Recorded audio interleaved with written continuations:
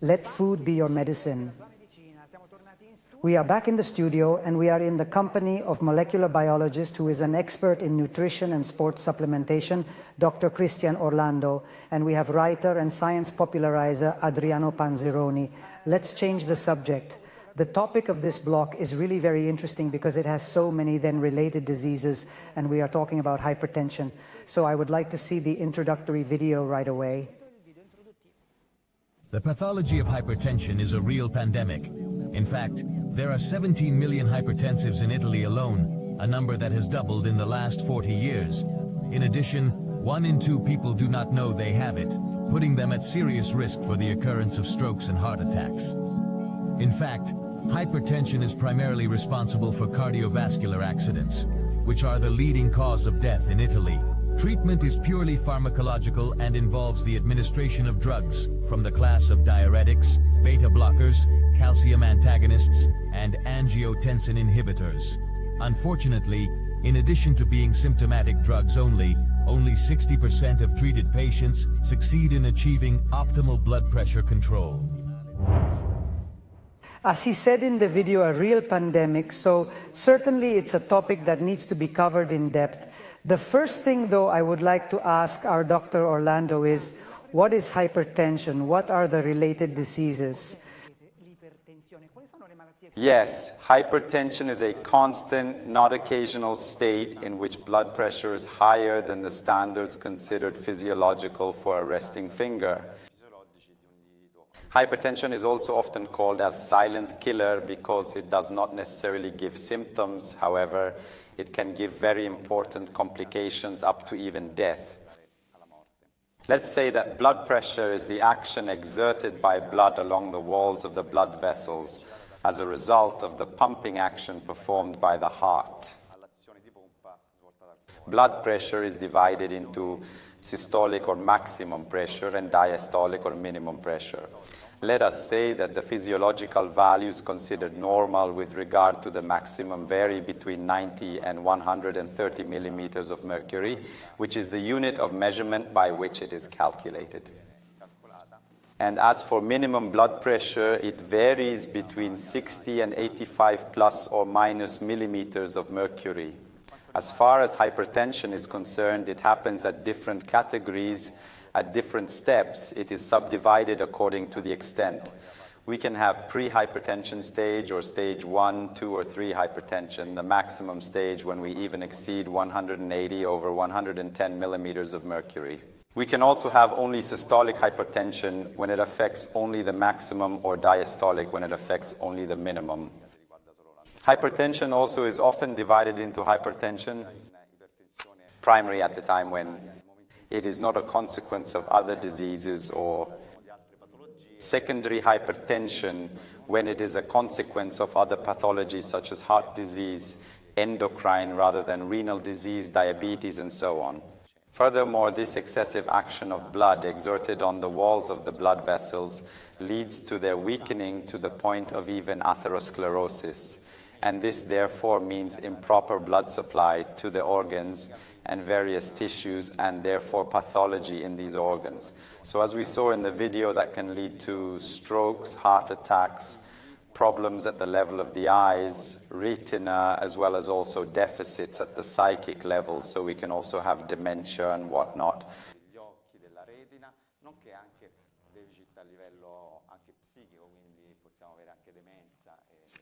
So, practically cascading, there are so many related pathologies. I, however, with our Adriano Panzironi, I always like to talk about numbers because I know that you are fascinated by numbers always. So, the video gave really worrying numbers. He really defined a real pandemic. He says that 17 million and only in Italy are hypertensive people, that the number has doubled in the last 40 years, but above all, 1 out of 2 people do not know that they are hypertensive. So as our Dr. Orlando said, it is a disease then silent. Another data that then I would like you to reflect on is that the Istituto Superiore di Sanità updated. So in Italy, 50% of men and 40% of women in the range of 35 to 74 years old suffer from high blood pressure, and the treatment is purely pharmacological, but only 60% of the treated of the treated patients managed to achieve optimal control of blood pressure. So it is true and it is right. We can confirm that it is a real pandemic. Yes, it is a pandemic, and above all, it is not considered carefully enough by our dogmatic medicine, because when faced with such an extensive pathology, they should somehow change paradigm and not just think about administering drugs, but try to understand what is the etiology of that pathology, that is, actually understand the causes, because when a pathology reaches up to 70% in population over 70 years old, it is clear that it can no longer be called an occasional pathology, but it is something that is the normal consequence of a wrong diet. Otherwise, we should take note that that nature even gave us a fallacious body, a body that obviously does not work, a body that debilitates in an ineluctable way, when on the contrary, these pathologies do not exist in the animal kingdom, which of course we are talking about animals in the wild. And instead, it is absolutely present in man, who should be the most evolved and most perfect being in quotation marks on this planet. So if we take note that nature cannot err as it should, but we can err by introducing the wrong diet into our bodies, the only approach that must be used towards this pathology is to change our diet. Otherwise, inevitably, we will continue to see people dying of strokes or heart attacks, which, let us remember, is the first cause of death in Italy. Right after that comes the one of cancers, always related to carbohydrates, but they will be pathologies that will tend to grow more and more, because let's always remember that half of the population anyway has lived for half of its life a much more frugal and much more controlled diet. Our kids, or people who are in their 20s or 30s today, when they get to their 80s, they will probably all suffer from this pathology of hypertension. Sure, and then treating it pharmacologically and so, but we want to make it well understood. Explain again with the simplicity that distinguishes you, Mr. Panzironi.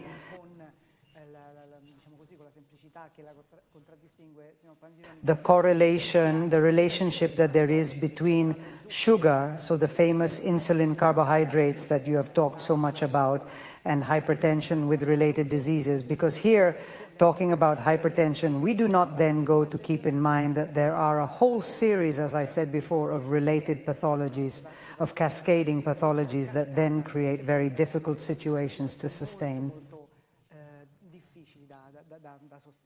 The direct relationship is really in the excessive introduction of insulin-rich carbohydrates, that is, carbohydrates that raise blood sugar and activate insulin. But hypertension, basically, what is it? You simply raise this blood pressure uncontrollably, and it's due to two factors. One, the increase in blood volume, so the amount of fluid in the blood, and this has a direct correlation with carbohydrate consumption, because when we eat insulin carbohydrates, we activate insulin and insulin through aldosterone, which is a hormone that is produced and is used by the kidneys to retain fluids. What does it do? It retains salt from the food we eat, and consequently it also retains fluids, and this inevitably leads to an increase in blood volume in the blood. It is no coincidence that one of the most widely used drugs are precisely diuretics, that is, they are drugs that are supposed to help the person urinate and clear the bloodstream of excess fluid, but the question I ask myself is, why give a diuretic that eliminates fluids in the body, and then we eat a nice plate of pasta in which the fluids are made to be retained? Maybe wouldn't it be better to remove the plate of pasta and also remove the medication? That means normal consequence. And then, of course, it is due to an alteration of the wall of our blood vessels, which are always composed of cells that are linked by junctions. And these cells, this inner endothelium, produces nitric oxide and angiotensin II, which are two elements that serve to dilate the cardiovascular system, or to shrink it in the case of angiotensin II. Why are these two elements that our cells produce needed? Precisely to mimic, to follow what is the increase or decrease in blood volume, in the sense that our body always through the blood circuit gives the opportunity to raise the pressure when we need it, because at certain times we need high blood pressure.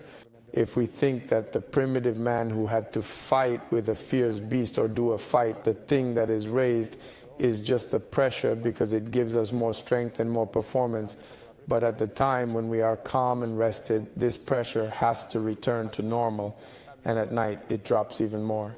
So it is clear that this modulation, this angiotensin and nitric oxide relationship, is the basis of the constant and continuous maintenance of our blood pressure, without precisely that there are surges, too much in excess than too much in defect. It is clear that when the cardiovascular system is compromised by, for example, too much contact of sugar, then glucose with endothelial cells, this leads to cardiovascular inflammation and a stiffening of the system, then of this wall, which can no longer relate to the increase in blood pressure, then the increase in blood volume. What do we have? We have, on the one hand, an excessive recall of water from our gut when we obviously eat insulin carbohydrates that go to raise the blood volemia, and we have a loss of the ability of our cardiovascular system to counteract this excessive fluid presence. So as it happens, and this maybe the plumbers know better than we do, when you increase the pressure in a rigid pipe, what increases is just the volume of the atmosphere within the system, and this is what happens with high pressure. This is as far as the importance of nutrition to be able to keep the whole health status of our body under control.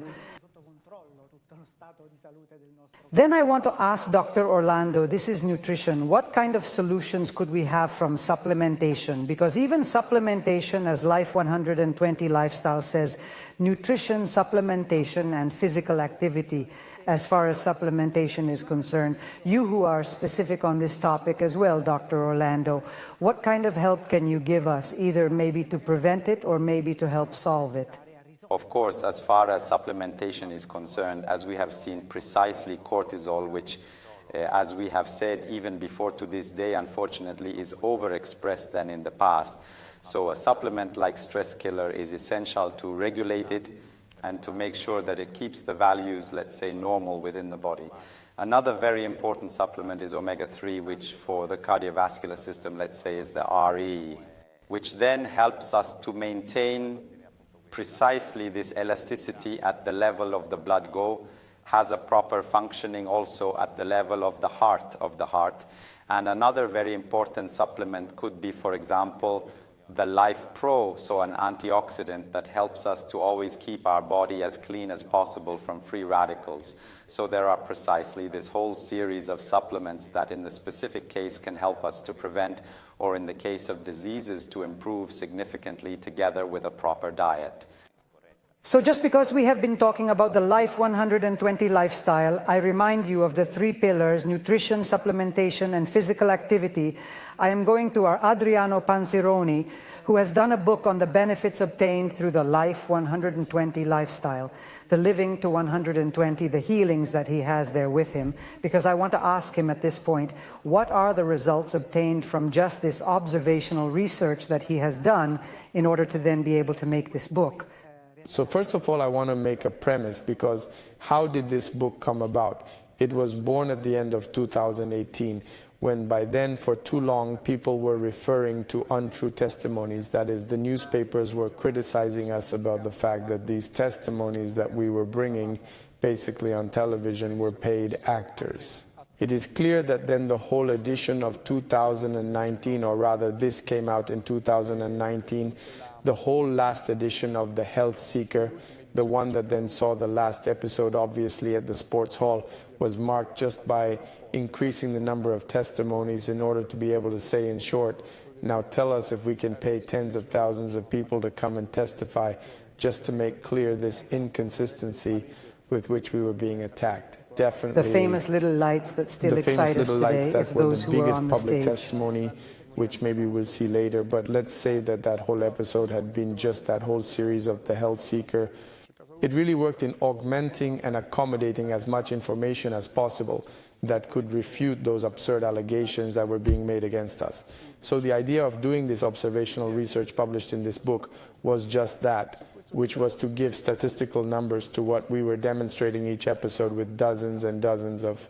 And let's say, I'm sorry to interrupt you, let's face it at this point, each person has their own card, they have their own name, last name, city where they live, age. So anyway, they are people who have put their face on it, they are 1,000 people. all with their own card and all with very specific statements. So we didn't take 1,000 people at random. They are 1,000 specific people. That is, each person has a first and last name. But even the face, because the cover is as you see it, here they are the face of the people, a part of the people that is inside. And therefore, indeed, with this opportunity to thank them for the umpteenth time, because to make available their sensitive data really so generously can be nothing but a boast. Even our witnesses have been ridiculed by broadcasts like Lieni. I mean, this is a demonstration that our witnesses go beyond these indecent accusations and even put their faces. They make available sensitive data that no one for any other reason would ever make available. And so these 1,000 people, as you said, in fact, there is first and last name. They indicated how long they had been doing Life 120, a whole series of questions from which also what diseases they were suffering from, whether they had resolved them, what kind of medications they were taking, and whether they had taken off these medications. Specifically, hypertension was one of the focus, of course, being the leading cause of death in Italy of this very focus, and not coincidentally, even out of 1,000 people, we were around 381, so it means 38% of these people suffer from hypertension after following Life 120, as many as 78%, so we're talking about almost 8 out of 10 people, said that they were literally cured. Literally cured means that they no longer suffer from hypertension, their blood pressure goes back to normal, and so officially they have solved it. Let me again the pressure back to normal, and by maintaining a healthy lifestyle such as the Life 120 lifestyle, so the right diet, the right supplementation, managed to keep everything in normal, let's say, because when it comes to healing, maybe if they continue, healing then is always contextual to maintaining the correct lifestyle.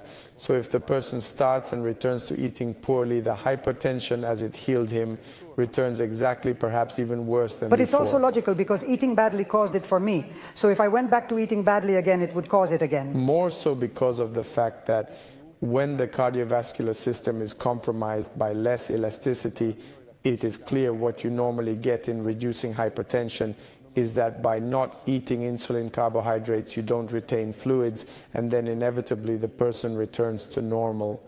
It's not that we make, in quotes, of the cardiovascular system in part more flexible, yes, but not entirely flexible, because it's an important thing that Orlando was saying earlier. There's the example of the Life Pro of antioxidants. They have the ability to reduce a phenomenon of reducing the activation of nitric oxide, which is an atom that is damaged by the encounter with free radicals. So it is clear that antioxidants allow a greater functionality of nitric oxide, therefore a greater ability to dilate the arteries. But nevertheless, an impairment must still be found, and therefore one cannot think that by changing the diet, then one can safely return to eating what one used to eat, because all it takes is a plate of pasta and the pressure goes back up anyway. So we were saying 18% got an improvement anyway. Let's remember that 80 in fact resolved, 4% did not have results, drugs used, 68%. This is actually one of the lowest percentages in terms of reduction of drugs. And then I will also explain why. So anyway, 68% no longer use drugs. 14 reduced the dose, 18 did not change. On this we have to make a little clarification, because normally what are the drugs that are used or are given to those who have cardiovascular problems? The aspirinate, so the anticoagulant, and of course the diuretic, etc. When we talk about drugs, of course we are talking about a set of drugs that are given only 2 or 3 drugs. What unfortunately happens is that people, as far as this pathology is concerned, sometimes are afraid to take off the drug, in the sense that the diuretic, they take it off because otherwise they would find a very low blood pressure. However, the aspirinate, for safety, they continue to take it. So for this reason, there is a bit of a Linus cover, let's say. 32% have reduced in part or not changed. Because if they were followed correctly by their family doctor and reported the analysis always of the INR, which is the coagulation assessment index, probably a lot of those drugs they continue to take for some safety, they would be able to safely take off. We repeat once again that nutrition is critical. Of course, yes. Nutrition is the basis of Life 120, although obviously the second and third legs are the supplementation of physical activity done in a certain way. it is obvious nutrition still allows us to go and preserve our health, because if our diet should be based on meat, fish, and vegetables, and instead, on the contrary, we eat up to 70% of the caloric share in the form of carbohydrates, inevitably the change in diet makes a big difference. But when I talk, in fact, about conscious supplementation, because people who decide to do Life 120 begin a path also of supplementation, knowing precisely that the supplements recommended in the book and recommended in the evaluations have a direct functionality to further improve those results obtained already, starting with diet. In fact, a lot of people start by eating well, and then once they understand that what you've been telling for years is true, then they also understand the importance of the other things you've been telling about supplementation as well, because certainly nutrition is the basis, but if we don't take vitamin D, if we don't reduce cortisol through the stress killer, if we don't take melatonin when we're over 40, if we don't take omega-3s that have to be balanced with omega-6, if we don't take the antioxidants that extend our life because they reduce the production, of course, of free radicals, if we don't take the spices that have amazing antibacterial abilities for the gut, I mean, supplementation can really do a lot, but the person who decides to supplement should do so only and exclusively when he or she has reached such an awareness that he or she understands why he or she should supplement. If the person is not convinced, don't supplement. And with that, I would say we can end this block.